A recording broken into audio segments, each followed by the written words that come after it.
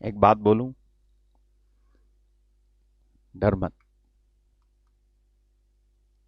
रो मत, निराश ना हो। क्यों बताऊं? डालें प्लीज आइज़ाया चैप्टर 9 वर्स 6, यशायाह अध्याय 9 वचन 6। हमारे लिए एक बालक उत्पन्न हुआ है, हमें एक पुत्र दिया गया है, और प्रभुता उसके कांधे पर होगी, और उसका नाम अद्भुत युक्ति करने वाला, पराक्रमी परमेश्वर, अनंत काल का पिता, शांति का राजकुमार रखा जाएगा। ये पुत्र उत्पन्न हुआ है, प्रभुता उसके कांधे पर दे दी गई है। उसका नाम है अद्भुत युक्ति करने वाला। जब आप उसका नाम लेते हो और कहते हो यीशु, तो आप यीशु नाम लेते ही कह रहे हो, हे अद्भुत युक्ति करने वाले, पराक्रमी परमेश्वर, अनंत काल के पिता, शांति के राजकुमार।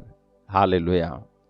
जब आप कहते हो यीशु, जब आप पुकारती हो यीशु, जब आप कहते हो यीशु, जब आप उससे पुकारते हो, कहते हो यीशु, भले ही आपको ये आयत नहीं मालूम, लेकिन आप कह रहे हो कि अद्भुत युक्ति करने वाले, पराक्रमी परमेश्वर, अनंत काल के पिता और शांति के राजकुमार।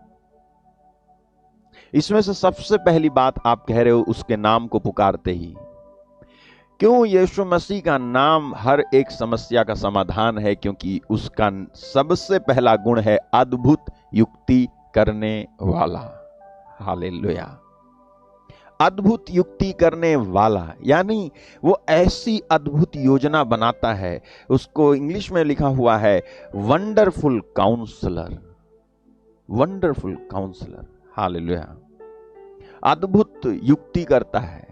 मनुष्य सोच नहीं सकता, वहां से परमेश्वर सोच सकता है। मनुष्य कोई आपकी मदद कर नहीं सकता, लेकिन परमेश्वर कर सकता है। मनुष्य आपको छोड़ सकता है, लेकिन वो छोड़ नहीं सकता। आपको खुद भी लग सकता है कि मेरा कौन बचा है अब। आपको लग सकता है मेरी जिंदगी जीने से अब कोई फायदा नहीं है। आपको लग सकता है कि फालतू में ये जिंदगी मुझे मिली है। आपको लग सकता है ये बेकार है। आपको लग सकता है बर्बाद है। आपको लग सकता है कोई अच्छा नहीं लग रहा, कोई खुशी नहीं है। लेकिन मैं आपको बताता हूं, जब आपको ऐसा लग रहा है, जब आपको ऐसी स्थिति आपको लग रही है ना, तो आप विश्वास कर लो इस बात पर कि परमेश्वर वहां पर आपके लिए अद्भुत युक्ति करेगा। ऐसी योजना निकालेंगे, ऐसी तरकीब वो निकालेगा कि आप देख के खुद चकित हो जाओगे और दूसरे देख के चकित हो जाएंगे कि ये कैसे हो गया। हमने तो सोचा था ये फंस जाएगा, हमने तो सोचा था ये खत्म हो जाएगा, हमने तो सोचा था ये भाग जाएगा,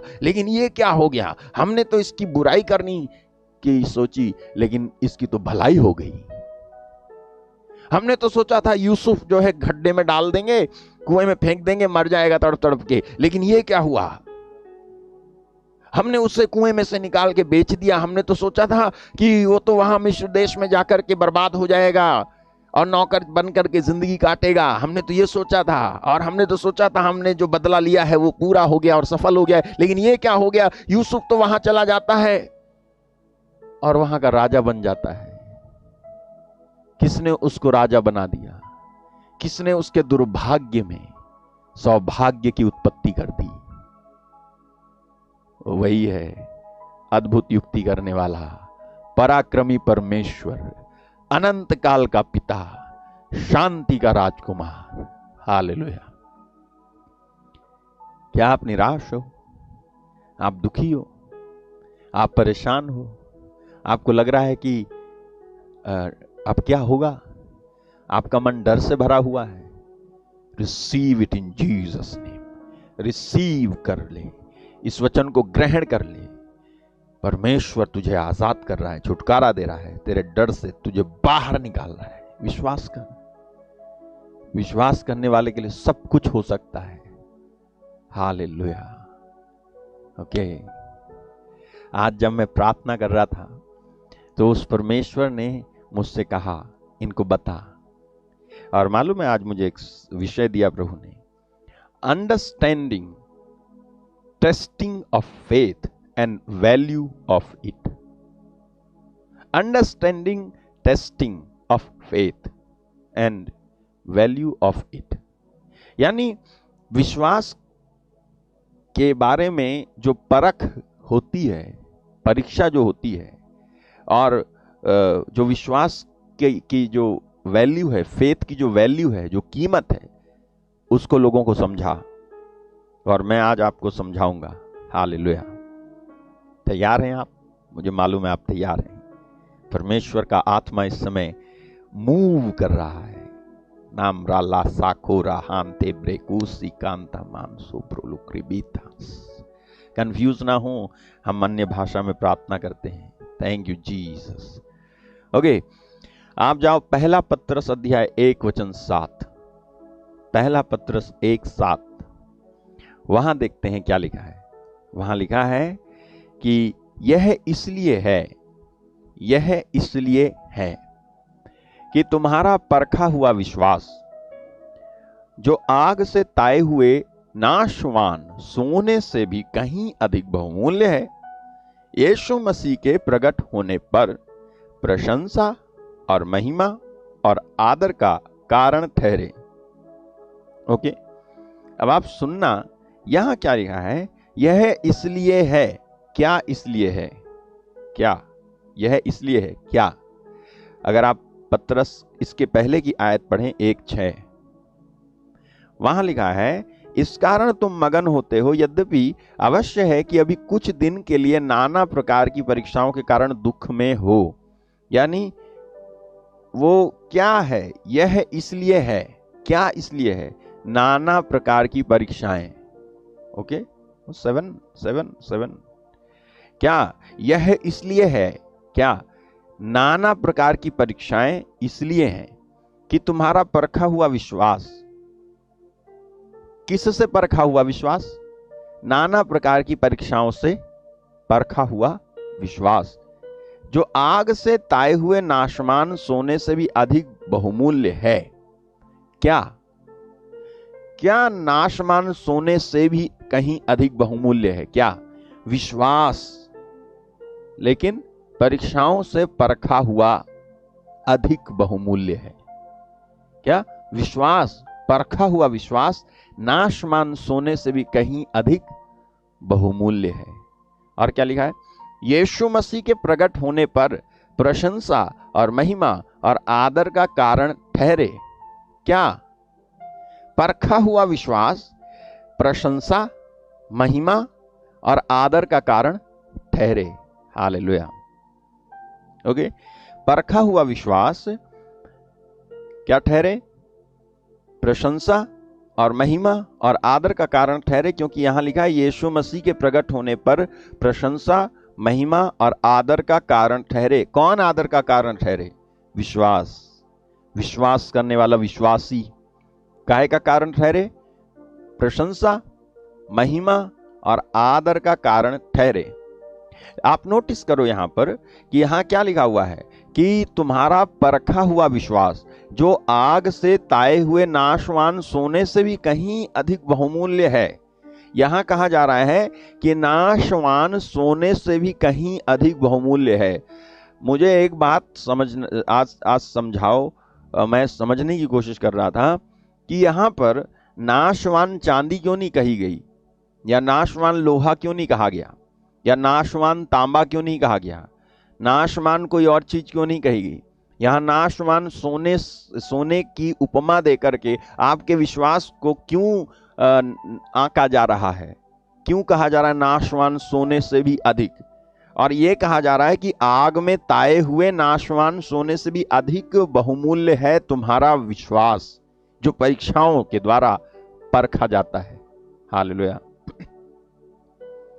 और आज ये जो परीक्षाएं हैं ना, या ये जो परख है, या जो टेस्टिंग है, ये जो जांच है जो हमारे विश्वास की होती है, आज इसके बारे में भी आपको बहुत सारी बातें समझने को मिलेंगी। हालेलुया। तो यहां पर नाशवान सोने की बात कही जा रही है कि नाशवान सोने से भी बढ़कर है तुम्हारा परखा हुआ विश्वास। आपको मालूम है जो सोना है ना, सोना सबसे कम मात्रा में पाया जाता है, इसलिए वैल्यूएबल है। जो चीज सबसे कम पाई जाती है वो उसकी कीमत ज्यादा होती है। जो चीज सबसे कम पाई जाती है उसकी कीमत ज्यादा होती है, उसकी वैल्यू ज्यादा होती है। लेकिन जो चीज ज्यादा मात्रा में पाई जाती है उसकी कीमत कम होती है और वैल्यू कम होती है। लेकिन सोना जो सबसे ज्यादा मात्रा में नहीं बल्कि कम मात्रा में पाया जाता है, इसीलिए सोना जो है, जैसे सोना कम मात्रा में पाया जाता है ना, उसी तरह से एक परखा हुआ विश्वास भी बहुत कम मिलता है। ठीक है, सोने को सोना बनाने का प्रोसेस बहुत महंगा होता है। सोने को सोना बनाने का प्रोसेस यानी जो तरीका है, जो तरकीब है, सोने को सोना बनाने की जो तरकीब है, जो प्रोसेस है, वो बहुत महंगा होता है।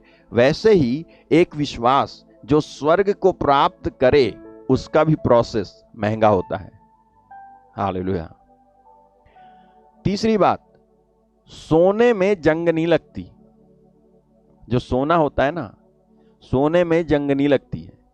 वैसे ही परखा हुआ विश्वासी हारता नहीं है बल्कि हमेशा जीतता है, हमेशा जीतता है।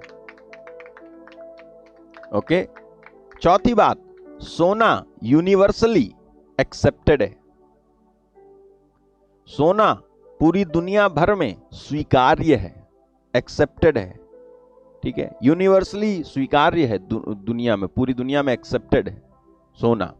वैसे ही एक ऐसे विश्वासी की मांग जो परखा हुआ है हर जगह होती है। हालेलुया। पांचवी बात, सोना भले ही आग द्वारा शुद्ध किया जाता है तो भी नाशवान है, लेकिन परखा हुआ विश्वास नाशवान नहीं बल्कि सब कुछ से ऊपर हो जाता है। इसीलिए यीशु ने कहा था कि वो तो मृत्यु को पार करके जीवन में प्रवेश कर चुका है। हालेलुया। एक विश्वासी के बारे में बोला प्रभु ने कि वो तो मृत्यु को पार कर जीवन में प्रवेश कर चुका है। John chapter 5 verse 24। मैं तुमसे सच सच कहता हूं, जो मेरा वचन सुनकर मेरे भेजने वाले पर विश्वास करता है अनंत जीवन उसका है, उस पर दंड की आज्ञा नहीं होती, परंतु वह तो मृत्यु को पार करके जीवन में प्रवेश कर चुका है। क्यों ये मृत्यु को पार करके जीवन में प्रवेश कर चुका है? कौन सी बात थी जिसने इसको मृत्यु से पार कर दिया और जीवन में प्रवेश करा दिया? वो क्या थी मालूम है? फेथ, विश्वास। कौन सा विश्वास? परखा हुआ विश्वास। सोना तो परखा जाता है लेकिन फिर भी नाशवान का नाशवान रहता है, लेकिन जब आपका विश्वास परखा जाता है तो वो नाशवान नहीं रहता बल्कि ऐसी स्थिति हासिल करता है कि अगर नाशवान कोई है तो उसे भी वो परिवर्तित कर सकता है। अगर कोई मृत्यु वाली बात भी है ना, उसको भी वो पार कर सकता है, उस पर भी वो जीत हासिल कर सकता है। एक विश्वासी के पीछे इसीलिए शैतान पूरा कोशिश करके पड़ा रहता है, क्योंकि वो जानता है कि अगर किसी ने ऐसा विश्वास कर लिया जैसा विश्वास करना परमेश्वर अपने बच्चों से चाहता है, तो वो उसके राज्य को धराशाही कर देंगे, गिरा डालेंगे, खत्म कर डालेंगे। हालेलुया। ठीक है, तो value of faith is greater than the value of gold.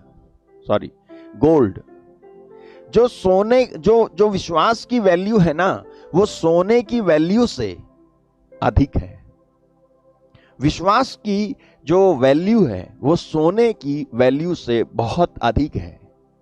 आप जानते हो कि सोना कितना महंगा है, कितनी वैल्यू है सोने की, क्योंकि उसको वो कम मात्रा में मिलता है, क्योंकि उसका प्रोसेस महंगा है, क्योंकि वो कई साल तक रखा जा सकता है, उस पर किसी भी प्रकार के मौसम का असर नहीं होता है। अगर द्रव्य अवस्था में, तरल अवस्था में रखा जाए तो और भी दिनों तक उसको रखा जा सकता है सोने को। ठीक है, इसी तरह से यहां वचन लिखा हुआ है कि यह इसलिए है कि तुम्हारा परखा हुआ विश्वास जो आग से ताए हुए नाशवान सोने से भी अधिक बहुमूल्य है, यीशु मसीह के प्रकट होने पर प्रशंसा और महिमा और आदर का कारण ठहरे। मैंने आपसे कहा, आपका जो विश्वास है वो सोना चांदी इस दुनिया की सारी चीजों को आप एक जगह इकट्ठा कर दो। इस दुनिया की सारी चीजें जो वैल्यूएबल हैं, चाहे वो समुद्र में से निकलती हो, या चट्टान में से निकलती हो, या खान में से निकलती हो, जो बहुमूल्य हैं, जिनके रेट बहुत हाई हैं, उनको उठा के एक साइड में रख दो और दूसरी साइड में आपके विश्वास को रख दो, तो पलड़ा आपके विश्वास का ही भारी होगा, क्योंकि आपका विश्वास इन सारी चीजों से भी महान और बढ़कर के है। इसकी वैल्यू बहुत है। ये विश्वास वो है जिसके बारे में बोलते हुए यीशु हिचकिचाए नहीं कि जो मेरा वचन सुन करके मेरे भेजने वाले मेरे पिता पर विश्वास कर लेता है, अनंत जीवन उसका है, उस पर दंड की आज्ञा नहीं होती। ये विश्वास अनंत जीवन और दंड की आज्ञा नहीं होती, ऐसा कर देता है एक व्यक्ति को। और इतना ही नहीं, वो तो मृत्यु को पार करके जीवन में प्रवेश कर लेता है, अगर उसके अंदर ऐसा विश्वास है तो। ठीक है, तो आपका विश्वास ना, आपके विश्वास की वैल्यू इन सारी चीजों की वैल्यू से बढ़कर के है। इसलिए अपने विश्वास का एक्सचेंज किसी चीज से मत करना। अपने विश्वास को किसी और चीज से बदलने की कोशिश मत करना। यही कारण था कि चेलों को मरना पड़ा तो मर गए, लेकिन उन्होंने विश्वास करना नहीं छोड़ा, क्योंकि वो जानते थे विश्वास करना कितना वैल्यूएबल है। हालेलुया। वो विश्वास की वैल्यू समझ रहे थे, विश्वास की कीमत वो समझ रहे थे। आप जरा सोच के देखो कि पौलुस और चेले और बाद में जो हुए, वो सब लोग तमाम प्रकार की परीक्षाओं से होकर के गुजरना पड़ा तो गुजर गए, उनको अपमान सहना पड़ा तो सह लिया, लेकिन उन्होंने विश्वास करना नहीं छोड़ा। क्यों? क्योंकि वो विश्वास की वैल्यू को शायद जान पा रहे थे वो।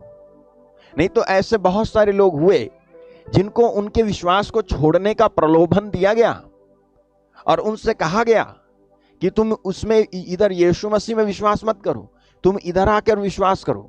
तुम अगर यीशु को मानोगे तो तुम जो है मार डाले जाओगे, लेकिन यदि तुम यीशु को नहीं मानोगे और मैं जो कहता हूं वो मानोगे तो तुम जीवित रहोगे।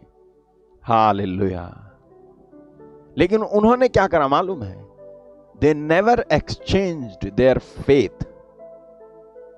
उन्होंने अपने विश्वास को बदला नहीं कि हाँ ठीक है, चलो जैसा तुम कहते हो हम वैसा कर लेते हैं। क्यों नहीं बदला आखिर उन्होंने? क्योंकि उन्हें अपने विश्वास की वैल्यू मालूम थी। अब क्वेश्चन ये है कि क्या हम और आप अपने विश्वास की वैल्यू समझते हैं? हालेलुया। क्या हम और आप अपने विश्वास की वैल्यू समझते हैं, अपने विश्वास की कीमत समझते हैं? आखिर क्यों बाइबल कहती है कि शैतान चुराने, मारने और घात करने आता है और किसी दूसरे काम के लिए नहीं आता? जॉन 10:10। और किसी दूसरे काम के लिए नहीं आता है। यहां लिखा है, चोर किसी और काम के लिए नहीं परंतु केवल चोरी करने, घात करने, नष्ट करने को आता है। मैं इसलिए आया हूं कि जीवन पाए, बहुतायत से पाए। यहां चोर आ रहा है चोरी करने के लिए, केवल चोरी करने, केवल घात करने, नष्ट करने के लिए। तो आखिर ये चोर, शैतान चोरी करने, क्या चोरी करने के लिए आ रहा है? Luke chapter 8 verse 11 and 12। लूका अध्याय 8 वचन 11 और 12। वहां देखो क्या लिखा है। यहां लिखा है, पर बीज परमेश्वर का वचन है। नेक्स्ट, मार्ग के किनारे के वे हैं जिन्होंने सुना, तब शैतान आकर उनके मन से वचन उठा ले जाता है। आखिर क्यों उठा ले जाता है वचन? कि कहीं ऐसा ना हो, कि कहीं ऐसा ना हो, कि कहीं ऐसा ना हो, कि कहीं ऐसा ना हो कि वे विश्वास करके, ओहो हालेलुया, कि वे विश्वास करके उद्धार पाएं। इसीलिए क्या करता है शैतान? चोरी करता है। काहे की? जिससे विश्वास उत्पन्न होता है उसकी। आज शैतान ने लोगों के जीवन से वचन को चुराने की जो कोशिश की है उसमें वो काफी हद तक सफल हुआ है। इसलिए आज लोगों के अंदर विश्वास होने की जगह डर है। हालेलुया। आज लोगों के अंदर विश्वास होने की जगह डर है। वो अपनी मुसीबतों का सामना विश्वास से नहीं कर पा रहे हैं, बल्कि डर ने। क्योंकि शैतान आपके विश्वास की मूल वस्तु को चुरा पाने में सक्षम हुआ है, और आपके विश्वास करने की मूल वस्तु थी वचन, उसी में कमजोर हो गए। रखी पड़ी है बाइबल, घर में रखा पड़ा है। कभी जब चर्च भी जाते थे तो भी जो है हम वहां पर हाथ बांध के बैठ जाते थे, और जो सुनाते थे वो तो जब बस सुनाते ही थे। शैतान उन चीजों को करने में सफल हुआ, और हमने करने दिया साहब, हमने करने दिया। कई बार हमारी एक फितरत है, सारा दोष उठा के मर दो शैतान के सिर या फिर परमेश्वर के सिर। मैं नहीं कह रहा कि शैतान का कोई दोष नहीं है, और मैं ये भी नहीं कहूंगा कि परमेश्वर का कोई दोष है। नहीं, शैतान का तो पक्का दोष है, लेकिन परमेश्वर का कोई भी दोष नहीं है। लेकिन हम लोग शैतान को जो दोषी है उसे नहीं, और कई बार हम उसे दोषी बना करके अपने को नहीं, उसे ही दोषी बना देते हैं और अपनी जिम्मेदारी लेना नहीं चाहते। जबकि हमने करने दिया, हम करने देते हैं कई सारी चीजें, उसको वो करता रहता है। क्योंकि जिस समय हमें जागना चाहिए उस समय हम नहीं जागते, जिस समय वो उपवास करना चाहिए उस समय हमको खाने के लिए बोला जाता है कि खाओ। हालेलुया।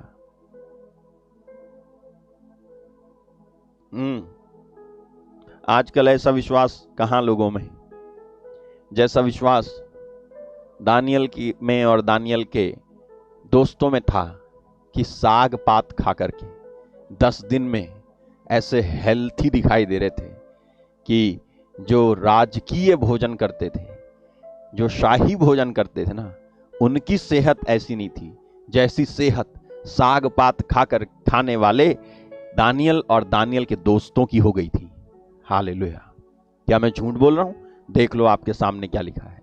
दानियल 1:15 में 10 दिन के बाद उनके मुंह राजा के भोजन के खाने वाले सब जवानों से अधिक अच्छे और चिकने दिखने लगे। हालेलुया। 10 दिन के बाद उनके मुंह राजा के भोजन के खाने वाले सब जवानों से अधिक अच्छे, बोलो अच्छे, और चिकने, बिना पिंपल्स के, अच्छे और चिकने। हालेलुया। लगाओ क्रीम। ए भैया, क्या हम क्रीम ना लगाएं? नहीं, मैं ये नहीं कह रहा, लेकिन क्रीम ही मत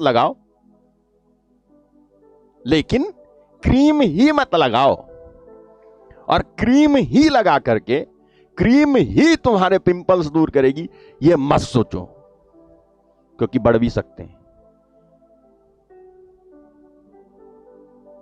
हाँ, हालेलुया। देखो किस चीज ने उनका मुंह चिकना कर दिया? भोजन ने? बिल्कुल भी नहीं। हालेलुया।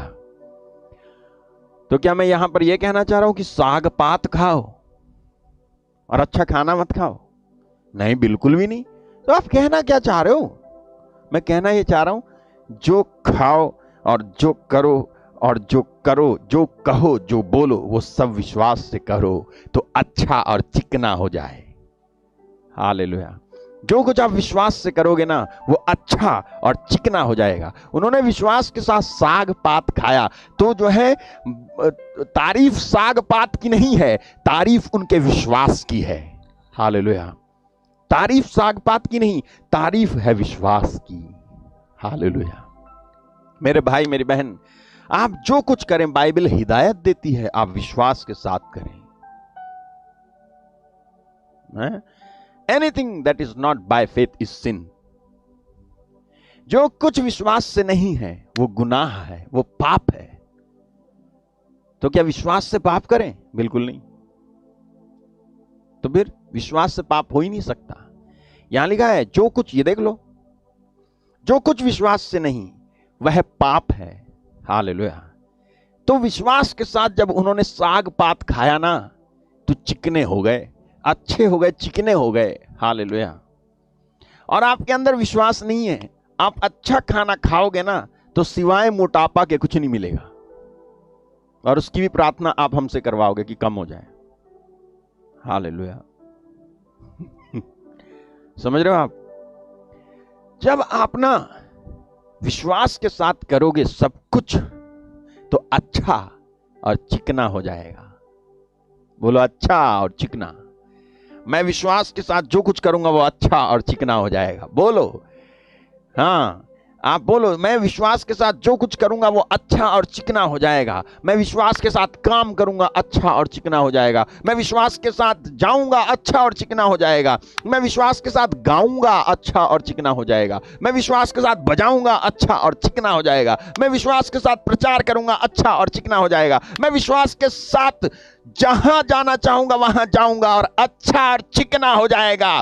किसी को यह कहने का मौका ही नहीं मिलेगा, यार वो आए थे, आकर के बड़ी गड़बड़ी करके चले गए, क्योंकि मैं विश्वास के साथ गया था। और जब विश्वास के साथ निकलोगे तो अच्छा और चिकना होगा, ना कि कोई बर्बादी होगी।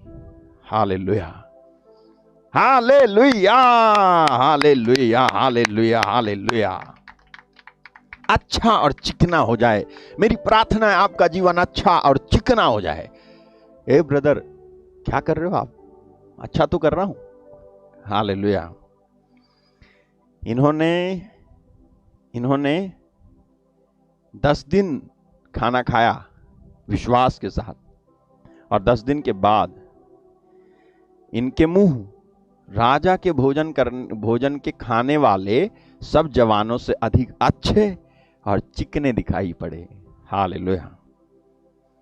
Okay, so that's the quality of faith. वो है विश्वास की गुणवत्ता। ये इस वाले विश्वास की बात मैं कर रहा हूं। तो ये देखो, ये जो विश्वास है ना, ये वाला विश्वास चाहिए, ये वाला विश्वास मांगता है, ये वाला विश्वास मांगता है परमेश्वर। यही वाला विश्वास तुम्हारे अंदर पैदा कैसे होता मालूम है? सुनने से। हालेलुया। क्या सुनने से? न्यूज ना, न्यूज सुनने से डर पैदा होता है आजकल। और क्या? गाना? नहीं नहीं, गाना सुनने से थोड़ी देर के लिए होता है कुछ, बस।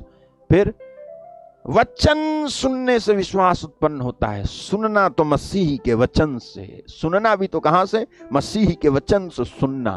हालेलुया, वहां से।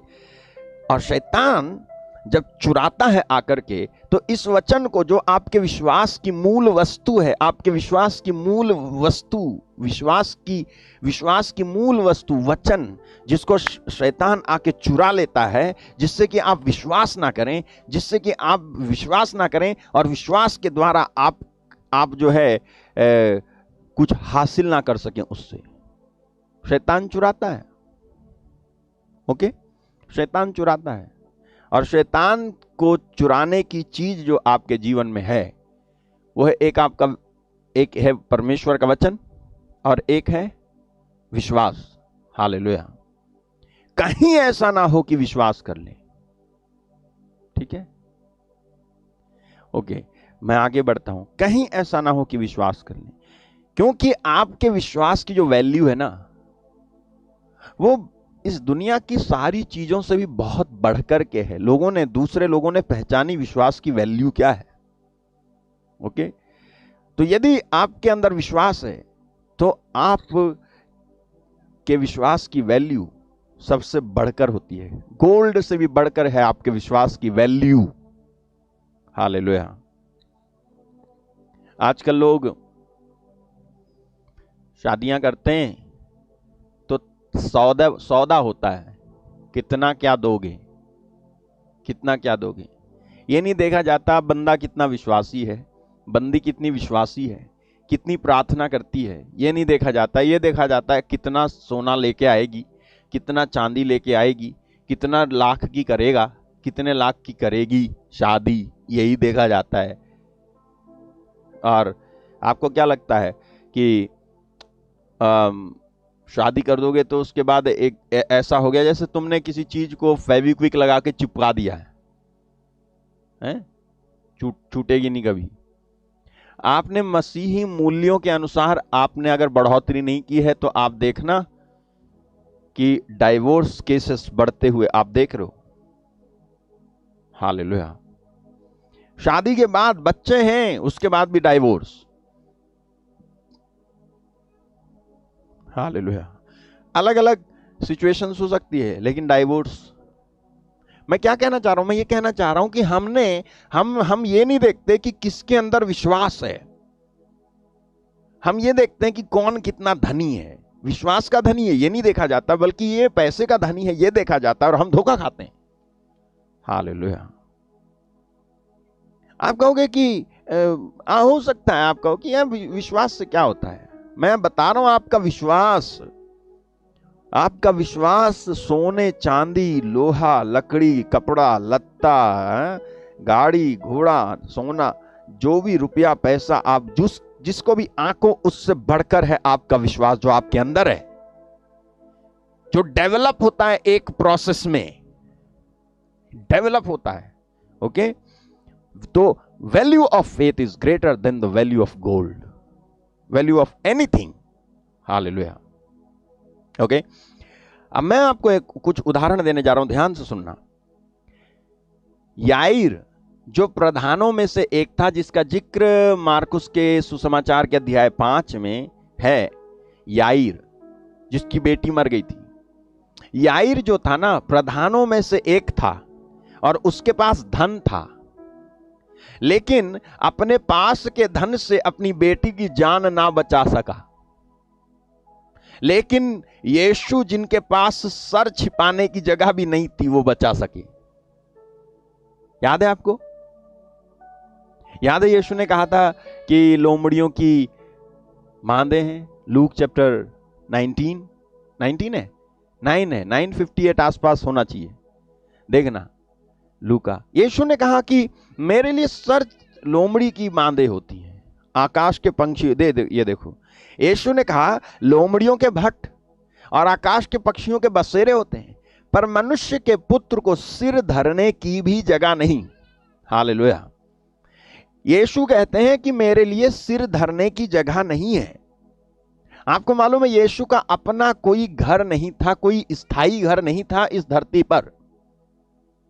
सिर धरने की भी जगह नहीं थी उनको। ऐसा वो बोल रहे हैं कि लोमड़ी की तो गुफाएं होती हैं और मांदे होती हैं, लेकिन और पक्षियों के लिए घोंसले होते हैं, लेकिन मेरे लिए सिर रखने की भी जगह नहीं है। एक ऐसा व्यक्ति यीशु मसीह जो परमेश्वर के पुत्र हैं इस धरती पर, जिसको उन्होंने खुद बनाया है, उनके लिए सिर रखने की जगह नहीं थी।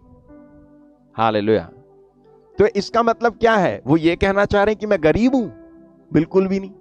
क्या वो ये कहना चाह रहे थे कि मुझे जो जरूरत होती है वो मिलती नहीं है चीज? बिल्कुल भी नहीं। क्या वो ये कहना चाह रहे थे कि मुझ पे दया कर दो भाई? बिल्कुल भी नहीं। क्या वो ये कहना चाह रहे थे कि मैं पॉवर्टी में जिया हूं, तुम भी पॉवर्टी में जीना? ये बिल्कुल भी नहीं। तो आखिर यीशु कहना क्या चाह रहे थे? यीशु बताना चाह रहे थे कि तुम जिस चीज को वैल्यू देते हो उस चीज को नहीं, बल्कि जिस चीज को वैल्यू देना चाहिए उस चीज को वैल्यू देना सीखो मुझसे।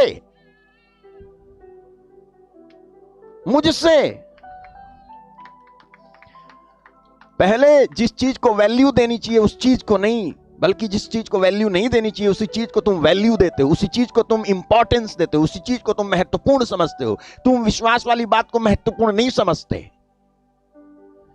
तुम समझते हो कि मेरे को एक घर होना चाहिए, तुम समझते हो मेरे को एक नौकरी होनी चाहिए, तुम समझते हो मेरे को एक बीवी होनी चाहिए, तुम समझते हो मेरा एक फ्लैट होना चाहिए, फिर तुम समझते हो मेरा दूसरा भी होना चाहिए, फिर तुम समझते हो मेरा तीसरा भी होना चाहिए, फिर तुम समझते हो कि सब जगह मेरे लिए एक एक एक एक एक, एक वो होना चाहिए, स्टेशन।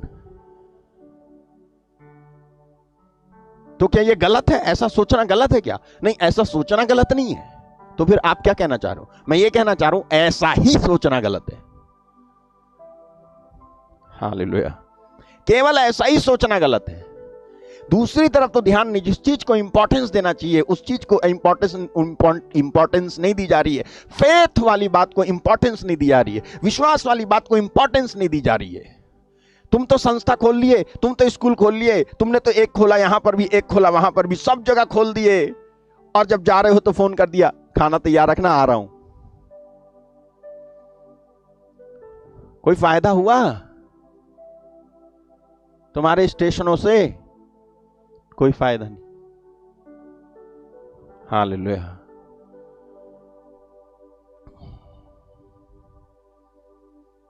यीशु मसीह कह रहे थे कि मेरे पास ना सर रखने की जगह नहीं है, लेकिन मैं देखो कि कितना सामर्थी हूं। हालेलुया। मेरे पास सिर रखने की जगह नहीं है, इसका मतलब यह नहीं कि मैं गरीब हूं। मैं तुम्हें दिखाता हूं, मैं तुम्हें बताता हूं कि अमीरी किसे कहते हैं। मैं तुम्हें बताता हूं किस चीज में तुमको रिच होना चाहिए।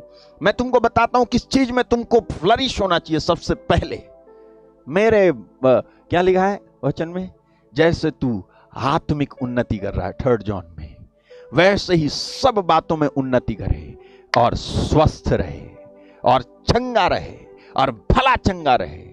देखो मेरी यह प्रार्थना है, 3 जॉन 1:2, मेरी यह प्रार्थना है, I wish above all things that thou mayest prosper and be in health even as thy soul prospereth।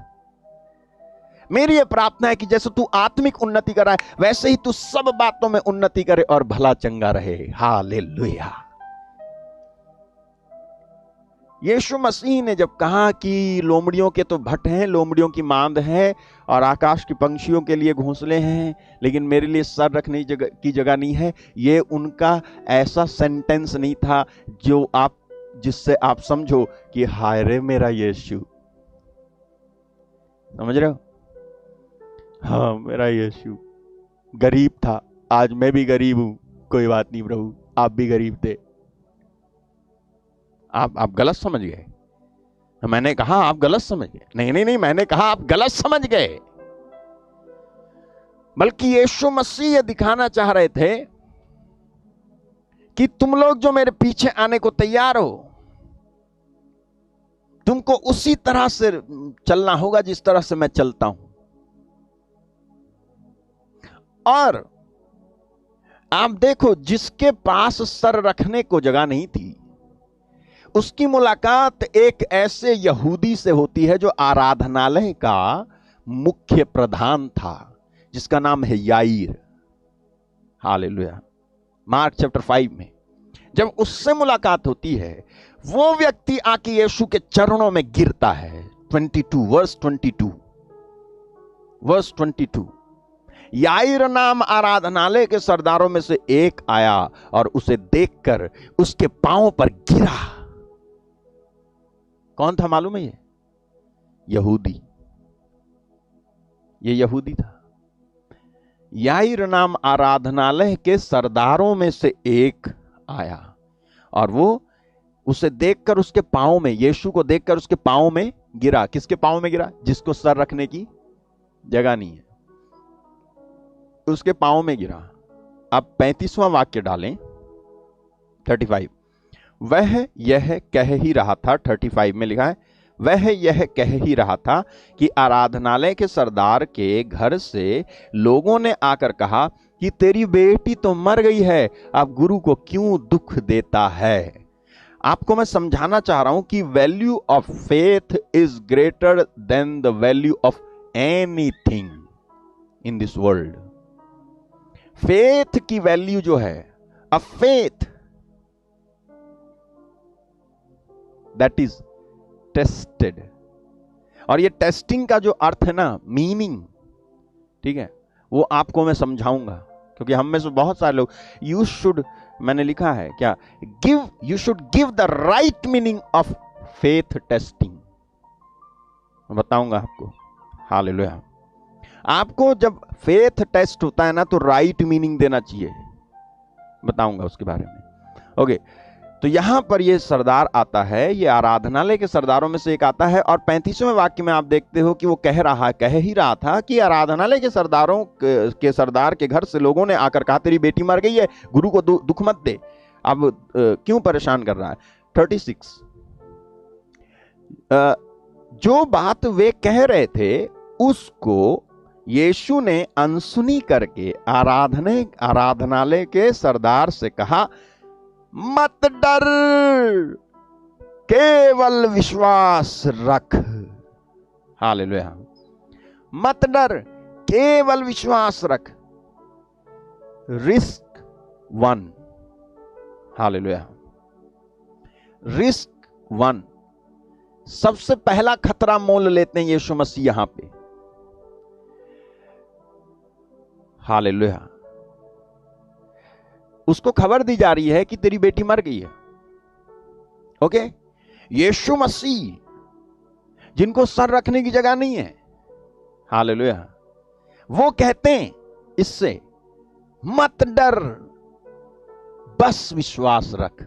Hallelujah. मत डर, बस विश्वास रख। हालेलुया। क्यों विश्वास रख और क्यों ना डर? हालेलुया। है, आखिर क्यों उसको डरने को मना किया और क्यों उसको विश्वास रखने को कहा? आप कहोगे भैया इसलिए क्योंकि ना यीशु मसीह परमेश्वर के पुत्र थे। लेकिन और यीशु मसीह परमेश्वर के पुत्र थे, एक्सेप्टेड, और क्या वो इंसान नहीं थे?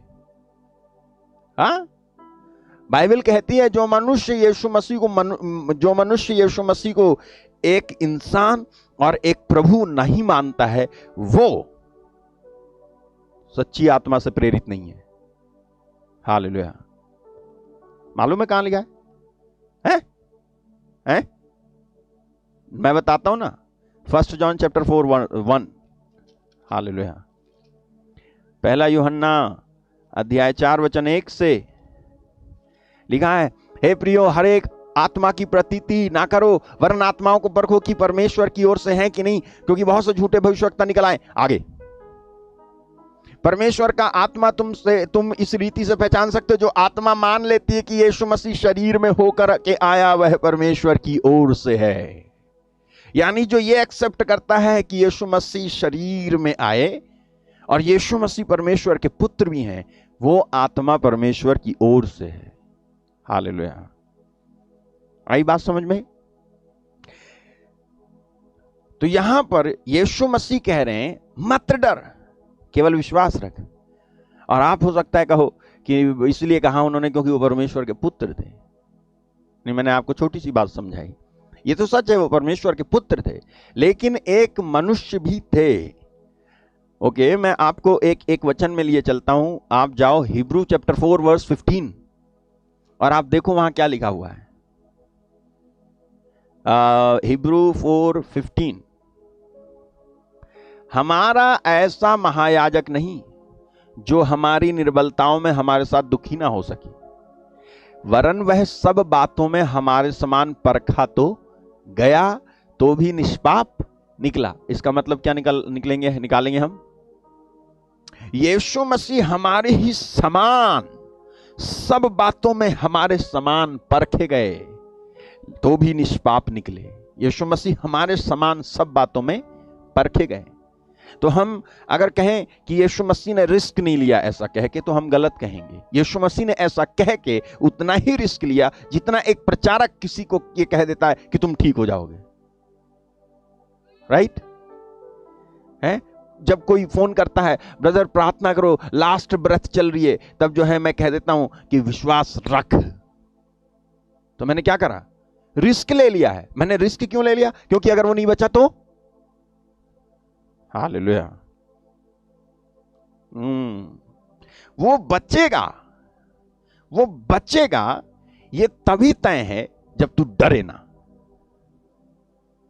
आप नहीं कह सकते किसी से कि मत डरो जब तक कि आप खुद डरना बंद ना करो।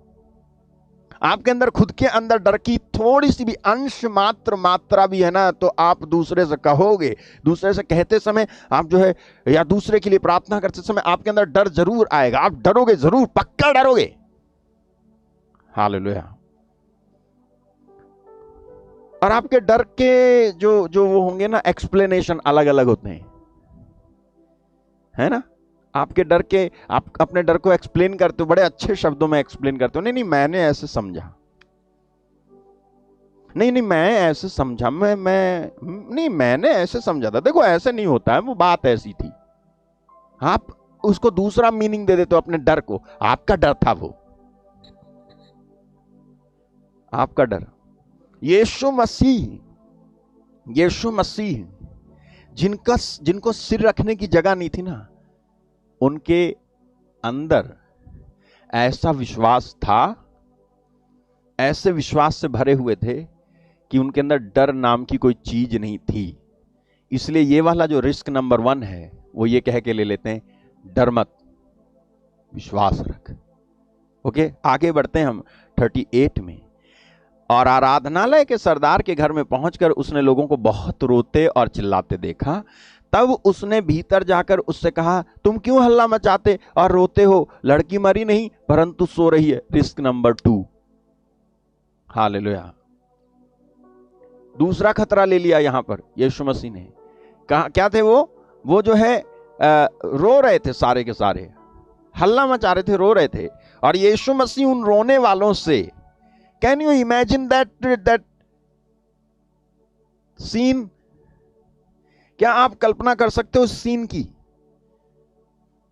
तो मतलब आप होते तो क्या करते, अशोक होता तो क्या करता? क्या मैं कह सकता था उनसे कि लड़की मरी नहीं है, लड़की सो रही है, और उसके बाद जो हुआ उसके लिए भी क्या मैं तैयार होता? हैं? सारे लोग भरे हुए वहां पे, हाय मर गई, ये हो रहा है। आप वहां पे कहोगे जाकर के लड़की मरी नहीं सो रही है, लेकिन यीशु मसीह ने जाकर के कहा, हालेलुया, हिम्मत रखना सीखना है तो उससे सीख ले। हिम्मत रखना कैसे होता है उससे सीख ले। वो केवल कहते नहीं थे कि हिम्मत मत हार, वो खुद भी दिखाते थे कि मैं हिम्मत वाला हूं। वो यीशु कहते नहीं थे हिम्मत मत हार, यीशु कहते नहीं थे कि प्रार्थना कर और खुद ना करें। यीशु प्रार्थना करते थे और करके दिखाते थे, ऐसे प्रार्थना करते हैं। यीशु कहते नहीं थे कि माफ कर, यीशु मसीह ने माफ करके दिखाया और कहा माफ कर। हिम्मत रखना सीख, उससे सीखना है तो उससे सीख, वो तुझे सही में, वो है तेरा असली trainer. Learn from me, he said. Matthew chapter 11 verse 28 में और 29 में, लर्न फ्रॉम मी। उसने कहा मुझसे सीख, कुछ सीखना है मुझसे सीख। ओके, मैं वापस आ जाता हूं, तब तक आप वो वचन देख लो, मैं वापस आ जाता हूं। यीशु मसीह यहां पे दूसरा खतरा ले लेते हैं मूल, ठीक है। अब देखो क्या होता है, 40 वर्स 40। वे उसकी हंसी करने लगे, परंतु उसने सबको निकालकर लड़की के माता पिता और अपने साथियों को लेकर भीतर जहां लड़की पड़ी थी गया। रिस्क नंबर 3, यानी तीसरा खतरा मोल ले लिया उन्होंने। How he managed fear of this, that if girl does not live after prayer. समझ में आपको रिस्क नंबर 3 ये था। आप देखो कि यीशु मसीह ने कैसे इस डर को मैनेज किया कि अगर मैंने प्रार्थना की और ये लड़की जिंदा ना हुई तो, मैंने तो ये कह करके इनको निकाल दिया बाहर कि लड़की मरी नहीं सो रही है, और सचमुच में मेरी प्रार्थना के बाद जिंदा ना हुई तो, कैसे इस चीज को उन्होंने मैनेज किया। हालेलुया। सोच के देखो आप, ये कितनी बड़ी बात है। हमें यीशु मसीह से सीखना चाहिए कि किस तरह से हमें आगे बढ़ना है, किस तरह से जाना चाहिए। मैं आपको बताऊंगा कि कैसे उन्होंने मैनेज किया। वो क्या सोच रहे थे जो आज हम नहीं सोच रहे। वो किस तरह के माइंड सेट वाले थे कि आज हम नहीं हैं। मैं इसमें पवित्र आत्मा को बिल्कुल भी अलग नहीं करूंगा कि मैं आपको केवल ऐसी ऐसी बातें बताऊं और ये ना बोलूं कि ये सब पवित्र आत्मा की मदद से हो रहा था। 41, 42। और लड़की का हाथ पकड़ करके उससे कहा, तालीता कुमी, जिसका अर्थ यह है कि हे लड़की, मैं तुझसे कहता हूं, उठ। 42वां, और लड़की तुरंत उठकर चलने फिरने लगी। वह 12 वर्ष की थी और इस पर लोग बहुत चकित हो गए। कौन चकित हो गए? लोग। वो लोग कौन थे? वही रोने वाले लोग बहुत चकित हो गए। हालेलुया। कैसे मैनेज किया? क्यों उन्होंने ये तीनों रिस्क लिए? जानते हो कैसे? क्योंकि वो जो थे ना, उस विश्वास से भरे हुए थे, जिस विश्वास की चर्चा पत्रस, पहला पत्रस 1:7 में ये कहते हुए करता है कि आपका परखा हुआ विश्वास, जो आग से ताए हुए नाशमान सोने से भी कहीं अधिक मूल्यवान है, यीशु मसीह के प्रकट होने पर प्रशंसा, महिमा और आदर का कारण ठहरे। इस वाले विश्वास से भरे हुए थे यीशु मसीह एक परखे हुए विश्वास से भरे हुए थे। यीशु मसीह ने हमेशा एक ऐसा फेथ यूज किया जो चेक्ड आउट था। हालेलुया। एक ऐसा विश्वास उनके अंदर था जिसको उन्होंने पहले ही टेस्ट कर रखा था। यीशु मसीह का विश्वास परखा हुआ विश्वास था। एक परखा हुआ विश्वास परमेश्वर की महिमा करेगा। परखा हुआ विश्वास। ओके, मैं आपको क्यों कह रहा हूं यीशु मसीह का विश्वास एक परखा हुआ विश्वास था? यदि आप लूकस 22:28 में जाओगे तो वहां लिखा है, यीशु मसीह ने अपने चेलों से ऐसा कहा, लूक चैप्टर 22:28, परंतु तुम वह हो। अपने चेलों से यीशु कह रहे थे, परंतु तुम वह हो जो मेरी परीक्षाओं में लगातार मेरे साथ रहे। तुम वो हो जो मेरी परीक्षाओं में लगातार मेरे साथ रहे। यीशु मसीह क्या कह रहे हैं? मेरी जब परीक्षाएं हुई तो तुम मेरे साथ रहे। कौन सी परीक्षाएं? अब मैं आपको वो पार्ट समझा रहा हूं कि जिसको मैंने लिखा है अंडरस्टैंडिंग टेस्टिंग ऑफ फेथ। ठीक है, वो पार्ट आपको समझा रहा हूं। यीशु मसीह ने कहा जब कि तुम वही हो जो मेरी परीक्षाओं में लगातार रहे। तो कौन सी परीक्षाएं? परीक्षाएं मतलब कौन सी? टेस्टिंग, चेकिंग, जांच। कौन सी जांच? परीक्षाएं। कौन सी परीक्षाएं? क्या वो परीक्षाएं बीमारी थी? क्या यीशु ये कह रहे हैं कि तुम मेरी बीमारी में रहे, साथ दिया तुमने ना? ऐसे दुख थे यीशु मसीह को जो पाप की वजह से उत्पन्न हुए थे, या गरीबी थी वो? क्या यीशु मसीह एक ऐसे बीमारी, दुख, गरीबी जो पाप से पैदा होती है उसकी बात कर रहे थे यीशु मसीह, और उसको कह रहे थे परीक्षाएं? हालेलुया। क्या वो थी परीक्षाएं? आपको एक बात बताऊं, सुनो ध्यान से। एक भी परीक्षा, हालेलुया, एक भी परीक्षा, ओके, आप जाओ यहीं पे पतरस का पहला पत्र अध्याय 1:7।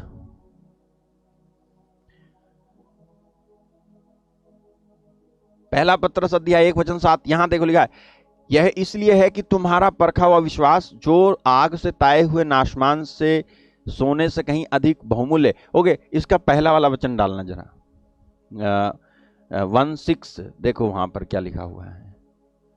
Thank you Jesus, hallelujah. Okay, इस प्रकार तुम मगन होते हो, यद्यपि अवश्य है कि अभी कुछ दिनों के लिए नाना प्रकार की परीक्षाओं के कारण दुख में हो। ये नाना प्रकार की जो परीक्षाएं हैं, ये आती कहां से? देखो, इस वचन में कहीं से भी ये नहीं लिखा, कहीं से कहीं तक, कि ये नाना प्रकार की परीक्षाएं परमेश्वर भेजता है। ठीक है, कहीं लिखा है? अरे बताओ, कहीं लिखा है यहां कि परमेश्वर कि इस कारण तुम मगन होते हो, यद्यपि अवश्य है अभी कुछ दिनों के लिए नाना प्रकार की परीक्षाओं के कारण दुख में हो? या ये ऐसा कहीं लिखा है यहां पर कि अभी कुछ दिनों के लिए परमेश्वर के द्वारा भेजी गई नाना प्रकार की परीक्षाओं के कारण दुख में हो? परीक्षा तो है, लेकिन ये परीक्षाएं, ये जो नाना प्रकार की परीक्षाएं, ये परमेश्वर की ओर से भेजी हुई नहीं है। ओके, आप जाओ याकूब 1:2 में। हालेलुया। जेम्स चैप्टर 1:2, हे मेरे भाइयों, जब तुम नाना प्रकार की परीक्षाओं में पड़ो, तीसरा वचन आप कभी नहीं समझे होंगे, आप समझो आज। जब तुम नाना प्रकार की परीक्षाओं में पड़ो, यह जानकर कि तुम्हारे विश्वास के परखे जाने से धीरज उत्पन्न होता है। धीरज को अपना पूरा काम करने दो कि तुम पूरे सिद्ध हो जाओ और तुम में किसी बात की घटी ना रहे। पर यदि तुम में से, ठीक है, किसी बात की घटी ना रहे, हालेलुया। तो यहां लिखा है जब तुम नाना प्रकार की परीक्षाओं में पढ़ो, तो इसको कितने आनंद की बात समझो? पूरे आनंद की बात समझो। इसलिए क्योंकि तुम परीक्षा में पड़ गए। हालेलुया। आपको मालूम है कि आप एक प्रार्थना करते हो, हे हमारे पिता तू जो स्वर्ग में, उसमें क्या कहते हो बोलते बोलते? इंग्लिश हो या हिंदी हो, क्या कहते हो आप? हमें परीक्षा में ना डाल।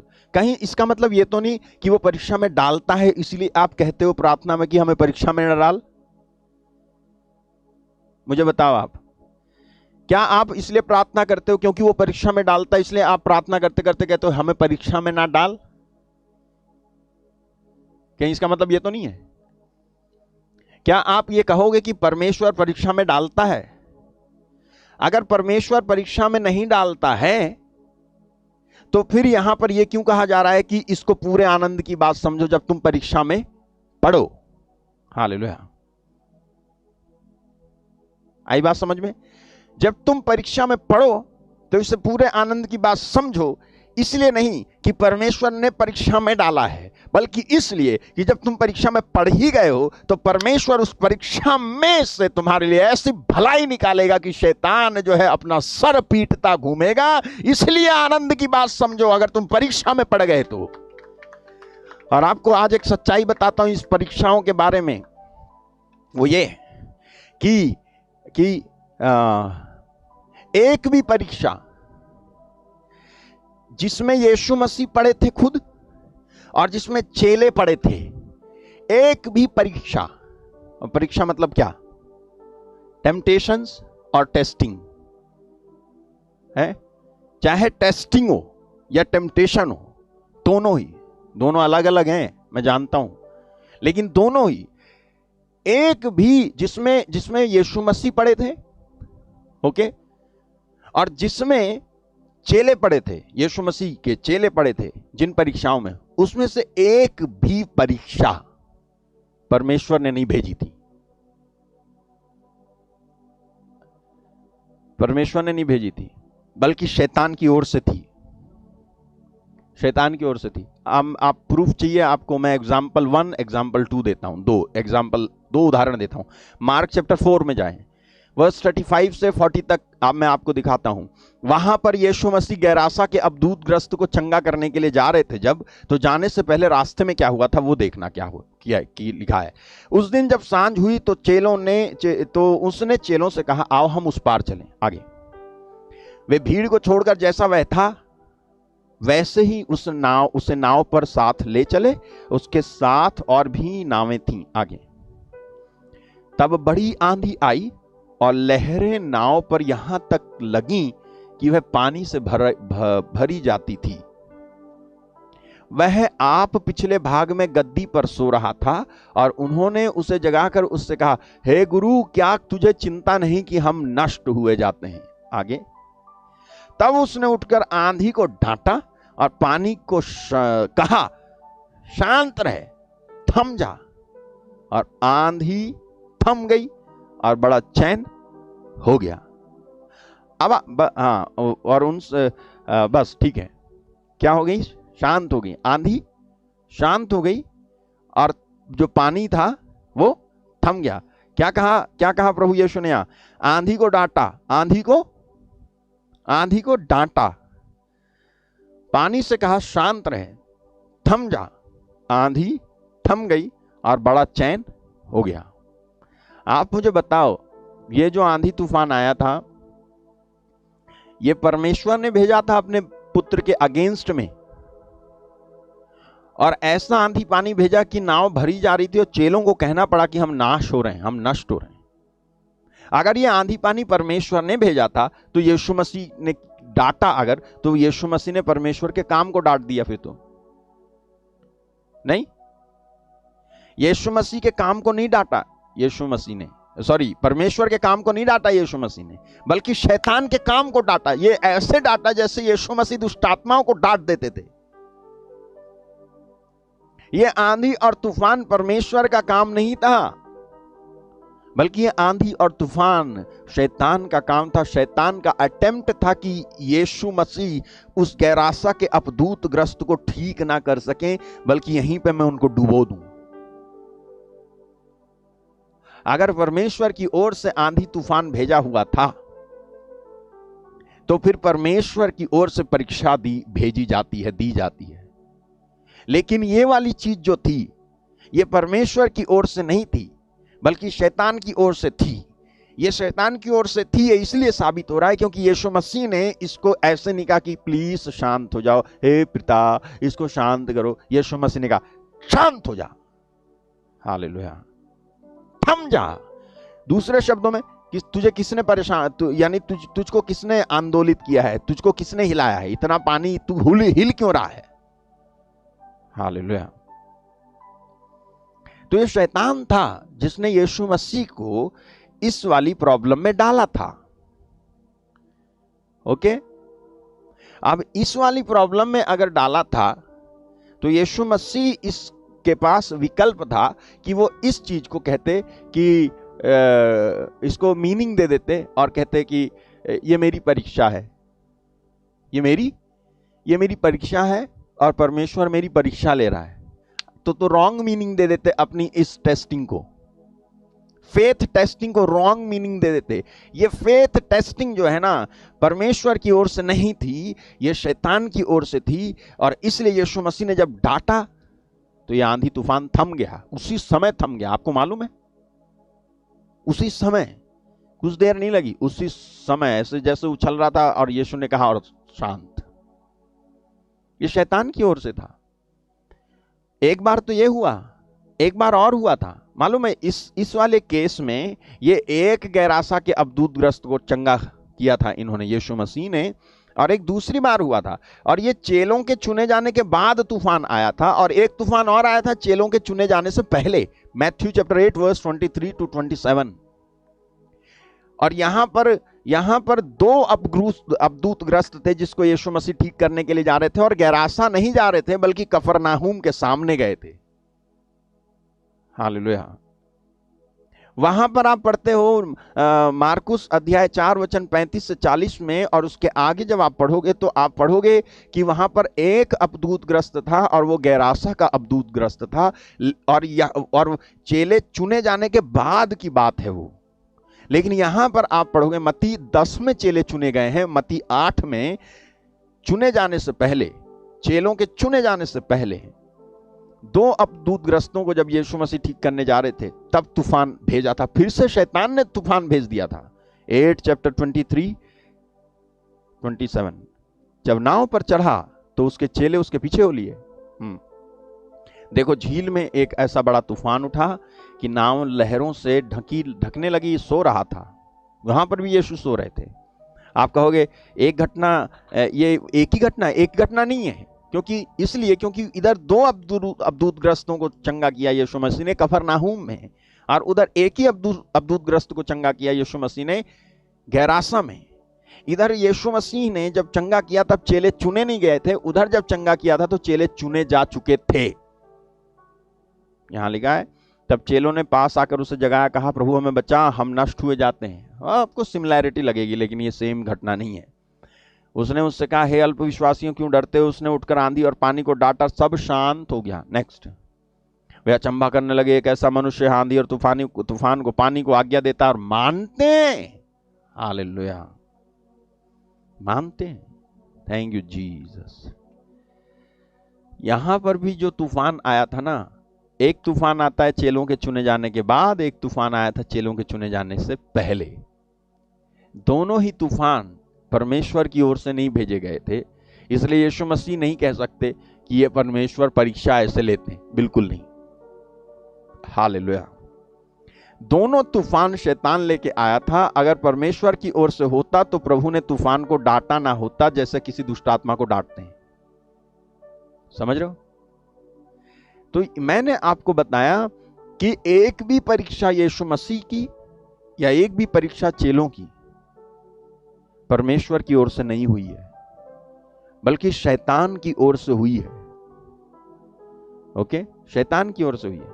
और सुनो, पौलुस ने अपने दुखों पे गर्व इसलिए नहीं किया था कि वो दुख में पड़कर कुछ सीखा, बल्कि इसलिए किया था कि शैतान के उसको दुख में डालने के बाद परमेश्वर ने उसके लिए भलाई निकाली और शैतान की उसको समय से पहले मारने की योजना को व्यर्थ कर दिया था। इसलिए उसने अपने दुखों पे गर्व किया था।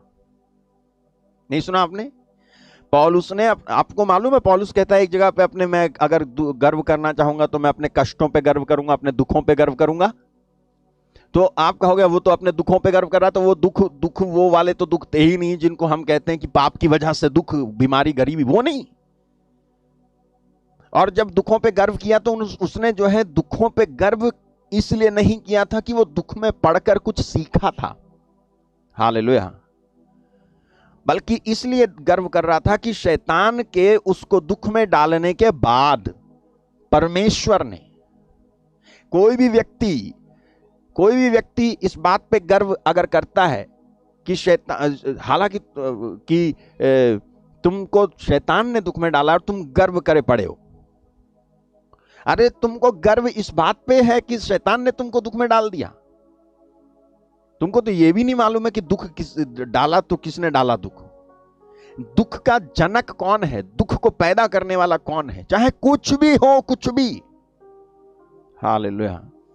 जब ये फेथ, यही है वो फेथ जो सोने से भी अधिक मूल्यवान है, ये वाला फेथ, ये वाला विश्वास है जो शैतान के किंगडम को डिस्ट्रॉय कर देगा, जो मैं सिखा रहा हूं, ये वाला विश्वास है। अगर ये वाला विश्वास है ना, तो तुम्हारे को तुम रोग में, अगर इसको सुन लो और तुम रोग में अधिक दिन पड़े रह जाओ, तो मैं जो शिक्षा दे रहा हूं वो झूठी है। लेकिन यदि आप इसे सुन लो और समझ लो, तो मैं सच कहता हूं, आप रोग में पड़े रह नहीं सकते। आप समझ लो, पहले तो आपको जो आप गलत अब तक समझते आए ना, उसको ठीक करेंगे जब, तब आपको चंगाई मिल जाएगी, हालेलुया। ये देखो, वो कहता है ना, हम यही नहीं, हम कलेशों में भी घमंड करें, जानकर कि कलेश से धीरज, और धीरज से खरा निकलना, और खरे निकलने से आशा उत्पन्न होती है, और आशा को जोड़ देते हैं कहां जाकर के? पवित्र आत्मा से, हालेलुया। या आप बताओ मुझे कि वो दुख तकलीफ को दुख तकलीफ से ही जोड़ के एंड कर दे रहा है। वो कह रहा है दुख तकलीफ से सीधे आ रहा है किधर? पवित्र आत्मा के पास। क्यों? मैंने आपको बताया, वो जब गर्व कर रहा है ना, गर्व की घमंड करें, दुख तकलीफ पे घमंड करें, तो दुख तकलीफ पे घमंड करें का मतलब ये नहीं कि तुमको अगर कैंसर हो गया तो गर्व करे पड़े मेरे को कैंसर है। तुम अगर गरीबी में जी रहे हो तो ये गर्व करे फिर रहे हो कि हाँ मैं गरीबी में जी रहा हूं, कोई बात नहीं, प्रभु के चेले भी गरीब थे, मैं भी गरीब हूं। You are mistaken, hallelujah. अगर तुम्हें गरीबी दिखाई देते हैं बाइबल में, तो दाऊद तो तुमको दिखता ही नहीं होगा, फिर तो इब्राहिम भी नहीं दिखता होगा, फिर तो सुलेमान भी नहीं दिखता होगा, है? फिर तो प्रारंभिक कलीसिया भी नहीं दिखती होगी जिनमें कोई गरीब नहीं था। फिर तो यीशु मसीह, फिर तो जो पुराने विधान की प्रजा है वो भी नहीं दिखती होगी, जो सोना चांदी लेकर के मिस्र देश से निकली थी वो भी नहीं दिखेगा तुमको, अगर तुमको केवल बाइबल में गरीब दिखते हैं और अपनी उपमा गरीब से कर देते हो और कह देते हो कि अरे गरीब तो थे ना बाइबल में, तो मैं गरीब तो क्या हो गया? आप गरीब हो बाय चॉइस, आप दुखी हो बाय चॉइस। आपने चुन रखा है गरीब रहने के लिए तो रहो, आपने चुन रखा है दुखी रहने के लिए तो रहो, आपने चुन रखा है बेरोजगार रहने के लिए तो रहो। नहीं, जब कोई इतने साल हो गए मुझे विश्वास करते करते, जब कुछ नहीं हुआ तो हमने अपना मीनिंग बदल दिया। नहीं ब्रदर, मैं पहले समझता था कि हो जाएगा मेरा कुछ, हो जाएगा मेरा कुछ, लेकिन जब कुछ हुआ नहीं ना, तो शायद यही परमेश्वर की इच्छा होगी। आप लड़ नहीं पाए, आपकी परख हो रही थी, आप ये नहीं समझ पाए, आप हार गए। इससे पहले कि मैं आपके लिए प्रार्थना करूं, एक दो बात और बोलूंगा, आप सुनो ध्यान से सुनो। मैंने आपको बोला कि पौलुस जो था ना, पॉल दुखों पे जब गर्व कर रहा है ना, तो वो दुखों पे गर्व इसलिए नहीं कर रहा था कि दुख में पड़कर उसने कुछ सीखा था, बल्कि इसलिए कर रहा था कि शैतान के उसको दुख में डालने के बाद परमेश्वर ने उसकी भलाई निकाली। परमेश्वर ने पौलुस की भलाई निकाली। डाला किसने था दुख में? शैतान ने, परमेश्वर ने नहीं। परमेश्वर ने नहीं, शैतान ने उसको दुख में डाला था। अगर उसको कोड़े पड़े, अगर उसको मार खानी पड़ी, वो भी ना शैतान के ही एजेंट थे जिन्होंने ऐसा किया, परमेश्वर के एजेंट नहीं थे। परमेश्वर ने एक भी व्यक्ति को हुक्म और आदेश और परमिशन नहीं दी कि पौलुस को थप्पड़ मारे। हालेलुया। नहीं। अगर मैं आपको एक और बात बताऊं तो आपको सारा जवाब मिल जाए। ये पौल खुद था जिसने चुनाव किया था कि वो दुख में जाएगा। नहीं, आप कहोगे नहीं भैया, जब पौलुस को चुना था परमेश्वर ने, तो परमेश्वर ने कहा नहीं था कि मैं वो अनानियास से कह रहे थे, प्रभु मैं इसको खुद बताऊंगा कि मेरे कारण इसको कितना दुख सहना पड़ेगा। हालेलुया। यीशु मसीह क्या कह रहे थे? आप सुनो तो कम से कम। यीशु मसीह ये थोड़ी ना कह रहे हैं कि मैं इसको दुख दूंगा। यीशु कह रहे हैं कि मैं इसको बताऊंगा कि इसको मेरे कारण दुख सहना पड़ेगा। आपको समझना होगा इस सेंटेंस को कि जब कोई यीशु मसीह में विश्वास करता है ना, तो नरक की सारी बदरूहें उसके खिलाफ जंग छेड़ देती हैं, और क्योंकि वो उनके लिए एक थ्रेट होता है। और इस चीज को यीशु मसीह कह रहे थे कि अब जब इसने विश्वास कर लिया तो अब देखना कि इसके खिलाफ कितनी ज्यादा परेशानी हो जाएगी इन बदरूहों को, और ये आकर के इसको कष्ट देंगी, ये इसको परेशान करने की कोशिश करेंगी। जैसे मेरी जिंदगी में जब मैं था इस धरती पे तूफान लाते थे ये बदरूहें। आपको मालूम है यीशु मसीह को कितनी बार पत्थरों से मारने की कोशिश की गई? आपको मालूम है यीशु मसीह को क्या क्या नहीं कहा गया? आपको मालूम है यीशु मसीह को कहा गया ये बेलजुबेल के नायक की सहायता से, शैतान की सहायता से अबदूतों को निकालता है। यीशु मसीह को कहा गया, यीशु मसीह ने अपने चेलों को दिलासा दिया और कहा कि देखो, अगर घर के स्वामी को इन्होंने बेलजुबेल बोला है तो उसके घर वालों को क्या ना कहेंगे। ये शैतान के एजेंट थे साहब, ये परमेश्वर के एजेंट नहीं थे। तो मैं क्यों मानूं कि परमेश्वर परीक्षा में डालता है? नहीं, परमेश्वर परीक्षा में नहीं डालता। और आप भी तो प्रार्थना करते हो परमेश्वर हमें परीक्षा में न डाल, तो मत करो ये प्रार्थना फिर परीक्षा में डालता है तो। अगर परमेश्वर परीक्षा में डालता है तो आप मत करो ना ये प्रार्थना। इसका मतलब परमेश्वर परीक्षा में नहीं डालता है। आप कहोगे भैया आप कहना क्या चाह रहे हो? भैया मैं ये कहना चाह रहा हूं कि परमेश्वर किसी भी दुख और बीमारी और गरीबी और परेशानी, जिस परीक्षा में आप पड़े हो ना, तुम्हारा कैंसर, तुम्हारा बुखार, तुम्हारी खांसी, तुम्हारा कोरोना, तुम्हारा रोना, इसका कोई जिम्मेदार वो नहीं है। उल्टे जब आप प्रार्थना करोगे विश्वास के साथ, क्या भैया आपने ये बताया कि वो जिम्मेदार नहीं है? हाँ, वो जिम्मेदार नहीं है। तो फिर ये कि तू प्रार्थना कर और तू ठीक हो जाएगा। हालेलुया। क्या आपको समझ में आ रहा है? हे प्रभु, मेरी प्रार्थना है मेरे इन भाई बहनों को समझ में आए और ये आजाद हो जाएं, छुटकारा मिले इनको यीशु के नाम में। आपको मालूम है शैतान के दुख में डालने के बाद, पौलुस को शैतान के दुख में डालने के बाद परमेश्वर ने पौलुस के लिए भलाई निकाली और शैतान की पौलुस को समय से पहले मारने की जो योजना थी ना, उसको व्यर्थ कर दिया था। पौलुस तब तक नहीं मरा जब तक परमेश्वर ने वो दिन नहीं लेके आया जिस दिन पौलुस की शहादत होती। तो मैं ये कहना चाह रहा हूं, सब में शैतान का दोष है। जब परमेश्वर को कोई भक्त या बच्चा या बेटा या बेटी किसी भी टेस्ट में पढ़ते हैं ना, वो परमेश्वर नहीं है जो टेस्ट में डालता है। ना ना ना ना ना। हालेलुया। वो शैतान के ही एजेंट होते हैं। परमेश्वर एक ऐसा एजेंट खड़ा करेगा, आप जरा लॉजिकली सोचो, परमेश्वर एक ऐसा एजेंट खड़ा करेगा अपना, जो आपको थप्पड़ मारे और गाली दे। बताओ, आप सुना रहे वचन और कोई तुम्हें दे रहा है गाली, वो परमेश्वर का एजेंट है? How many of you are convinced, agree कि हाँ वो शैतान का नहीं, परमेश्वर का एजेंट? परमेश्वर का एजेंट तुमको गाली दे रहा है तो परमेश्वर का दूत हो गया वो तो। परमेश्वर ने नहीं डाली परीक्षा में, नहीं डाला परीक्षा में किसी को भी आज तक। ना तो वो किसी को प्रलोभन देता है और ना किसी को परीक्षा में डालता है। याद आया? याद आया?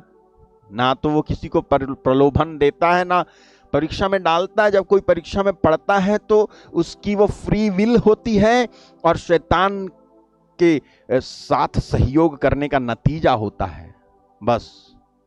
लेकिन यहां पौलुस की फ्री विल थी कि वो इस परीक्षा में पढ़े, इस प्रकार के दुख में जाए। लेकिन परमेश्वर ने हर बार पौलुस के लिए रास्ता निकाला। और सुनो, आपको मैं एक और बात बताता हूं। देखो ये वचन, जब किसी की परीक्षा हो तो वह ये ना कहे कि मेरी परीक्षा परमेश्वर की ओर से होती है। हालेलुया। कोई ये ना कहे कि मेरी परीक्षा परमेश्वर की ओर से होती है, क्योंकि ना तो बुरी बातों से परमेश्वर की परीक्षा हो सकती है और ना वह किसी की परीक्षा आप करता है। हालेलुया। साफ हो गई बात? परमेश्वर ने आज तक किसी को परीक्षा में नहीं डाला, ना अपने चेलों को, ना उसने पौलुस को, ना वो खुद। परमेश्वर ने अपने पुत्र को भी परीक्षा में नहीं डाला। हालेलुया। ना डाल की आप प्रार्थना भी करते हो, पिता हमें परीक्षा में ना पढ़ने दे, बुराई से बचा। अब आप सुनो, किसी भी जांच या परीक्षा के द्वारा परमेश्वर हमें पाठ पढ़ा सकता है। सुनना, किसी भी जांच या परीक्षा के द्वारा परमेश्वर हमें पाठ पढ़ा सकता है, कुछ सिखा सकता है। लेकिन पाठ पढ़ाने और कुछ सिखाने के लिए जरूरी तौर पर या आवश्यक रूप से वो परीक्षा और जांच में नहीं भेजता। सुना आपने? नहीं सुना? किसी भी जांच या परीक्षा में परमेश्वर हमें पाठ पढ़ा सकता है, जिसमें मैं पढ़ गया हूं, जिस भी परीक्षा में मैं पढ़ गया हूं, परमेश्वर उस दशा का, उस स्थिति का इस्तेमाल करके आपको कुछ पाठ पढ़ा सकता है। मतलब आप किसी बात के लिए नेगेटिव हो सकते हो, लेकिन परमेश्वर आपको उस नेगेटिविटी से निकाल करके एक अच्छी बात उसी के द्वारा समझा सकता है। ओके? लेकिन आप कुछ पाठ पढ़ो और कुछ सीखो, इसको जरूरी तौर पर या आवश्यक रूप से आपके लिए परमेश्वर ने नहीं ठहराया कि जब तुम परीक्षा में पढ़ोगे तभी तुम कुछ सीखोगे। नहीं, परमेश्वर ने जरूरी तौर पे यह नहीं ठहराया है कि जब तुम परीक्षा में पढ़ोगे तभी कुछ सीखोगे। हालेलुया। ना, अगर उससे कुछ सिखाना है तो तुम्हें बिना परीक्षा में डाले, बिना किसी मुसीबत में डाले ना सिखा सकता है। वो बताओ, आप अच्छे से कब सीखोगे? अगर मैं प्रार्थना करता हूं तो क्या मुझे प्रार्थना में प्रभु नहीं सिखा सकता? जो मैं परीक्षा में पढ़ने के बाद जब मैं गड्ढे में गिरूंगा तब मैं सीखूंगा, हैं? हालेलुया। मुझे बिना गड्ढे में डाले, मुझे बिना किसी समस्या में डाले वो मुझे सिखा सकता है। वो पाठ जो मैं शायद जो मैं अदरवाइज सीखूं, उसको वो मुझे डायरेक्टली सिखा सकता है। इतना कमजोर नहीं परमेश्वर कि आपको परीक्षा में डाले और उसके बाद कहे हाँ अब तू सीखेगा। ना, ये मनुष्य जो करता है, परमेश्वर नहीं। हालेलुया। परमेश्वर नहीं। The only reason he gives permission to Satan, listen, केवल एक ही कारण है जिसकी वजह से परमेश्वर शैतान को परमिशन देता है। मैं बता रहा हूं आपको, परमिशन देता है, केवल एक कारण। वो क्या है? It is because he wants to exalt his servant and knows his servant's heart, and to bring down Satan, making him realize his defeat by his son Jesus and his followers. आपको समझ में आया? एक ही reason है जिसकी वजह से शैतान को परमिशन परमेश्वर देता है, और वो इसलिए देता है कि वो अपने ही सेवकों को ऊंचा करे। हालेलुया। ना कि शैतान को परमिशन दे और जाकर के उसको तबाह कर दे। याद है आपको, जब परमेश्वर ने अय्यूब के लिए परमिशन दी थी तो शैतान आकर के उसको तबाह तो किया, लेकिन क्या एग्जॉल्ट नहीं किया? परमेश्वर ने उठाया नहीं, उसको उठाया। हालेलुया। परमेश्वर आपको भी उठाएगा। अगर आप किसी भी प्रकार की समस्या में पड़े हो, वो उठाएगा आपको। देखना, देखना वो उठाएगा। और इसलिए वो परमिशन देता है कि वो आपका दिल जानता है, वो जानता है कि आप नहीं कोसने वाले उसको, वो जानता है कि आप उसके अगेंस्ट में नहीं जाने वाले। वो there are few people God can trust. बहुत ही कम लोग हैं जिस पे परमेश्वर विश्वास करके उनके साथ फुली ऑपरेट हो पाए। नहीं तो ऐसे बहुत सारे लोग जो परमेश्वर को थोड़ी मोड़ी बात के लिए, जो परमेश्वर नहीं कर रहे हैं, शैतान कर रहा है, उस बात के लिए भी परमेश्वर को जिम्मेदार बनाते घूम रहे हैं। हालेलुया। और क्या करता है मालूम है प्रभु क्या करता है? अल्टीमेट गोल क्या है परमेश्वर का? वो ये कि वो शैतान को आप से हरवा देता है, आपके थ्रू उसको हराएगा। और जब वो हार जाएगा, ये शैतान को नहीं पता होता कि परमेश्वर ने आपको चुना है उसको हराने के लिए, और वो आपसे हार जाए इसी के लिए शैतान को परमिशन दे रहा कि जाओ उससे लड़ ले जाके। है? नहीं समझ में आया? नहीं समझ में आया? अरे मैंने कहा आपको यह जब शैतान को परमेश्वर इजाजत देता है ना किसी बात के लिए, तो ये शैतान नहीं जानता है कि परमेश्वर उसको इसलिए इजाजत नहीं दे रहा कि वो उसके बच्चों को हराए, बल्कि परमेश्वर इसलिए उसे इजाजत दे रहा है कि तू जा और मेरे इस बच्चे से लड़के देख ले, और देख तुझे मुंह की खानी पड़ती है या नहीं। आप वो औलाद हो जो शैतान को मुंह की खिलाओगे, यानी कि खाना खिलाओगे। मैं कह रहा हूं आप हराओगे उसको, आपसे वो हार जाएगा। आपसे जब हारेगा ना, उसको मालूम नहीं है परमेश्वर के दिल में क्या है। परमेश्वर के दिल में यह है कि जा इससे जाके तू लड़के देख, जा इससे जाके तू पंगा लेके देख, उसके बाद ये तेरा क्या हशर करेगा। और आपको मालूम है बहुत सारे प्रभु के सेवक हैं, जब उनके खिलाफ शैतान जंग छेड़ता है, वो आ जाते हैं घुटने पे, वो आ जाते हैं प्रार्थना करने। जब वो प्रार्थना करते हैं, शैतान को इतनी बुरी हार मिलती है कि वो भाग जाता है। वो रियलाइज कराना चाहता है, Satan you are defeated one, you are defeated piece. शैतान तू हारा हुआ है, तू कभी भी तू ना मेरे विरोध खड़ा हो सका था, और ना तू अब मेरे चेलों के विरोध में खड़ा हो सकता है। ये तुझे हराएंगे। ये प्रार्थना करने वाले लोग हैं, ये हारने वाले लोग नहीं हैं। इसीलिए परमेश्वर परमिशन देता है शैतान को। यही एक मीनिंग है जिसकी वजह से परमेश्वर शैतान को परमिशन देता है उसी को हराने के लिए। शैतान को पता नहीं चलता मैं जा रहा हूं आबेल मुझे मार करने के लिए।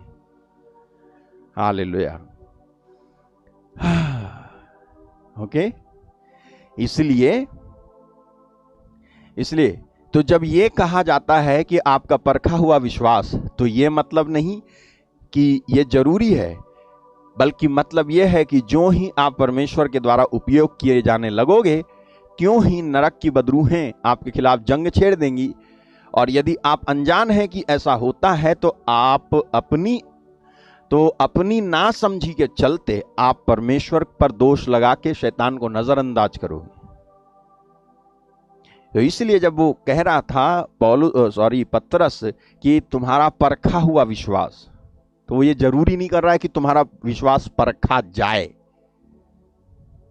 बल्कि या शैतान ये कहना चाह रहा था परमेश्वर विश्वास परखता है, नहीं, बल्कि परमेश्वर विश्वास नहीं परखता। परमेश्वर इतने कमजोर नहीं तुम्हारा विश्वास परख करके जाने की कितना मजबूत है, नहीं, वो वैसे जानता है। ये शैतान है जो आपके विश्वास को देख करके आ जाता है आपको परेशान करने के लिए। और प्रभु का धन्यवाद हो कि वो आपके द्वारा उसको हरवा देता है। तो प्रार्थना करो। क्यों? क्योंकि यही विश्वास जो आपका है, ये महिमा, प्रशंसा और आदर का कारण होगा, और प्रभु को धन्यवाद का कारण होगा। इसलिए निराश ना हो। अगर आपके जीवन में कुछ हो रहा है तो परेशान मत हो, बल्कि मजबूत हो जाओ और कहो, शैतान तेरी आ गई, मैं तुझे हराऊंगा। जितना ज्यादा आप इस तरह की बात से गुजरे हो, उतना ज्यादा और प्रार्थना करने आ जाओ, और ज्यादा वचन सुनने आ जाओ, और ज्यादा प्रभु के पास बैठ जाओ, और थोड़ा सा टाइम लगा दो, घड़ी मत देखा करो, थोड़ा सा नींद गंवा लो और कहो, प्रभु मैं तैयार हूं, I am ready to defeat Satan. Hallelujah. हमारा युद्ध उससे है,